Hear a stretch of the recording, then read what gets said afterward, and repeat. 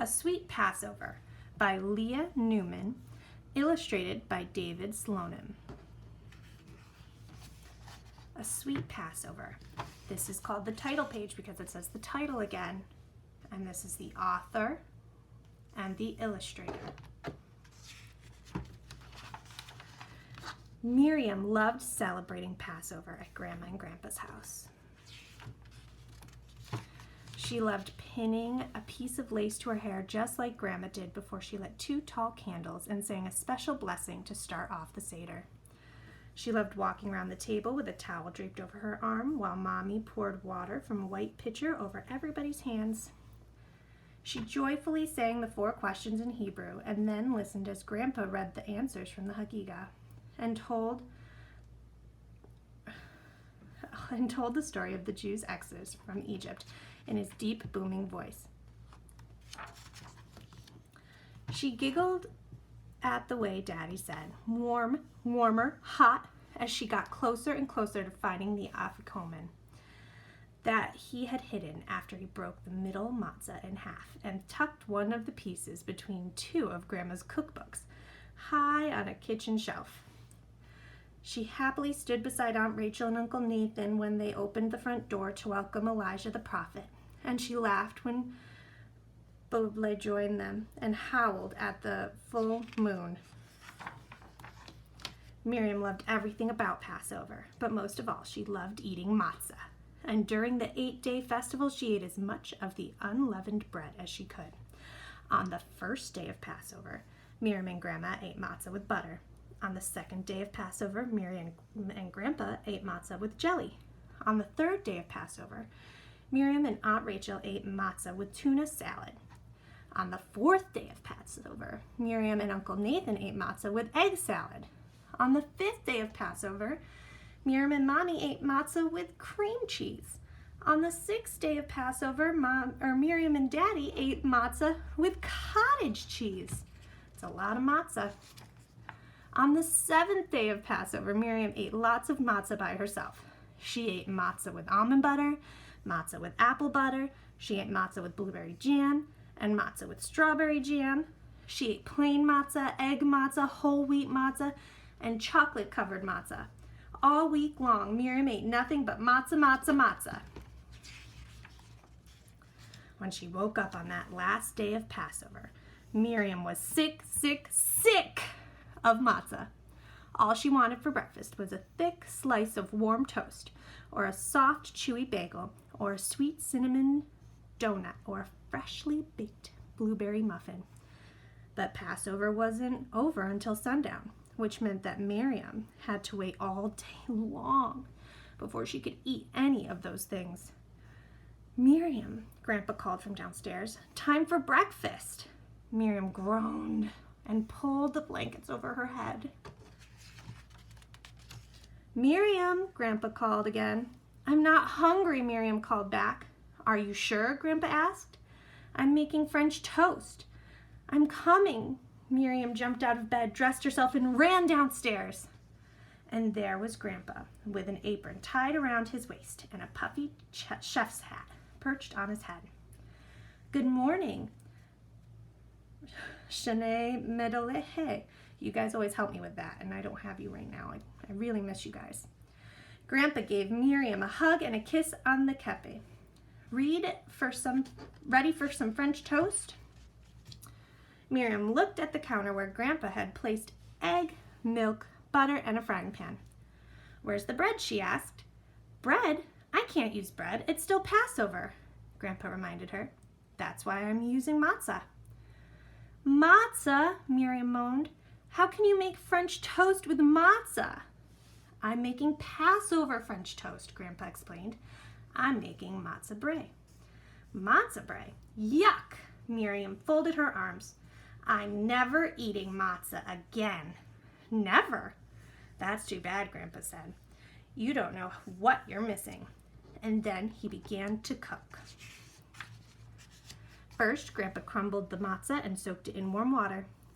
Next, he cracked some eggs into a bowl and added a little milk and beat the mixture with a fork. Then he drained the matzah and poured the beaten egg and milk over it.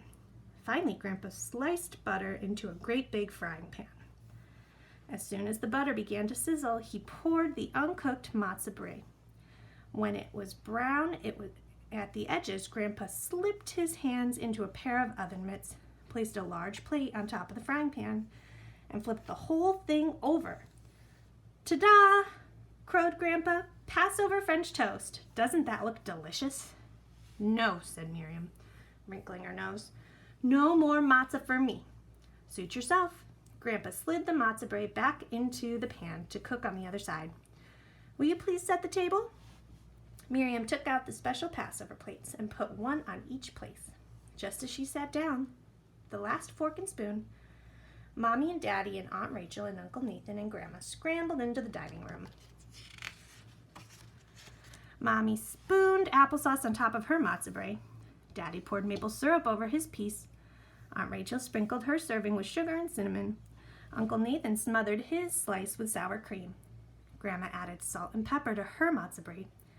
Grandpa left his plain. "This is where you guys usually help me. Essen in Gesundheit," said Grandpa, picking up his fork. "Eat in good health. Enjoy." "Oi, is that good?" said Grandma. "The best I've ever had," added Mommy. "May I please have seconds?" asked Uncle Nathan. "Save another piece for me," said Aunt Rachel. "My compliments to the chef," said Daddy. They were too busy eating. No one noticed that Miriam had nothing on her plate. Soon, breakfast was over and all was quiet, until Miriam's belly let out a long, loud rumble. "Miriam, didn't you get enough to eat?" Mommy asked. "No," Miriam answered. "Miriam is never eating matzah again," Grandpa announced to everyone. Mommy and Daddy and Aunt Rachel and Uncle Nathan and Grandma all gasped. "Never?" "Not even on Passover?" asked Mommy.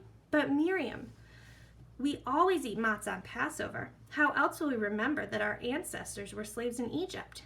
And when Pharaoh granted them freedom, they had to leave in such a rush. They couldn't even wait for the bread dough to rise. How else will we remember that even the plainest food eaten in freedom tastes sweeter than the fanciest food eaten in slavery?" Daddy asked.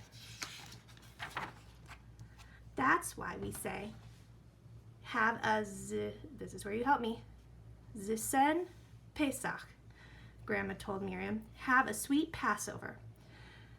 "Matzah is such a simple food. It reminds us to be humble," explained Uncle Nathan. "It doesn't puff itself up, and we shouldn't puff ourselves up either.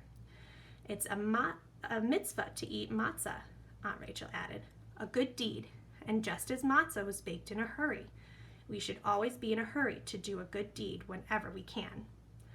"Matzah goes with everything," Grandpa said, "and it reminds us that we should get along with everyone too. And if all those reasons weren't enough for us," and this is where you help me, Danu, Grandma said, "your grandfather happens to make the best matzo brie in the world." Miriam looked around the table at each member of her family and thought over what everyone had said. Then she asked in her most humble voice, "Grandpa, will you please make me a matzo brie?" "I'm sorry, Miriam," said Grandpa, patting his big round belly. "I'm too full to cook." "Please, Grandpa," said Miriam. "Pretty please with applesauce on top?" "No," said Grandpa, "I'm not going to make you a matzo brie." "Why not?" asked Miriam. "Because," said Grandpa, handing her an apron and a puffy chef's hat, "we're going to make a matzo brie together." Miriam crumbled up the matzah and beat the eggs while Grandpa melted butter in the frying pan. Miriam poured the uncooked matzo brie into the pan and watched as Grandpa fried it up. When the matzo brie was ready, Grandpa set a great big piece in front of Miriam.